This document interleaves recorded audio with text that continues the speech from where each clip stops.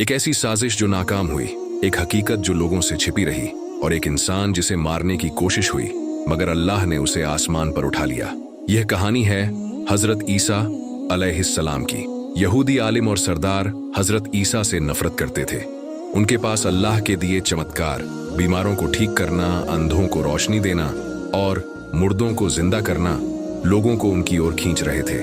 यहूदी सरदारों को डर था कि उनकी सत्ता खतरे में पड़ जाएगी, इसलिए उन्होंने रोमन हुकूमत को भड़काया। उन्होंने गवर्नर पोंटियस पिलातुस से कहा कि ईसा खुद को बादशाह कहते हैं और रोमन हुकूमत के खिलाफ बगावत कर रहे हैं। ये झूठ था मगर साजिश मजबूत थी। पिलातुस ने सबूत मांगे पर यहूदियों के पास कुछ नहीं था। फिर भी दबाव में आकर रोमनों ने गिरफ्तारी का हुक्म दे दिया। यहूदी सरदारों ने योजना बनाई और हजरत ईसा के शागिर्द यहूदा इस्करियोती को रिश्वत देकर साथ मिला लिया। यहूदा ने उनकी मौजूदगी की जगह बता दी। जब हजरत ईसा अपने हवारियों के साथ थे, यहूदा सिपाहियों को लेकर वहां पहुंचा, लेकिन अल्लाह का करिश्मा हुआ।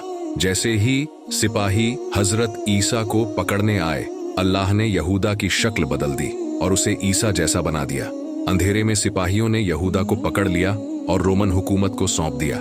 उसी पल अल्लाह ने हजरत ईसा को आसमान पर उठा लिया। रोमनों ने यहूदा को, जिसे वो ईसा समझे, सूली पर चढ़ाने की तैयारी की।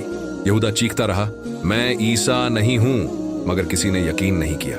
आखिरकार यहूदा को सूली पर चढ़ाया गया। यहूदी और रोमन समझे कि ईसा मर गए, पर हकीकत ये थी कि अल्लाह ने उन्हें बचा लिया। दुनिया इस सच्चाई से अनजान रही। हजरत ईसा आज भी जिंदा है और कयामत के करीब वापस आएंगे। ये साजिश नाकाम हुई और अल्लाह की हिकमत जीत गई।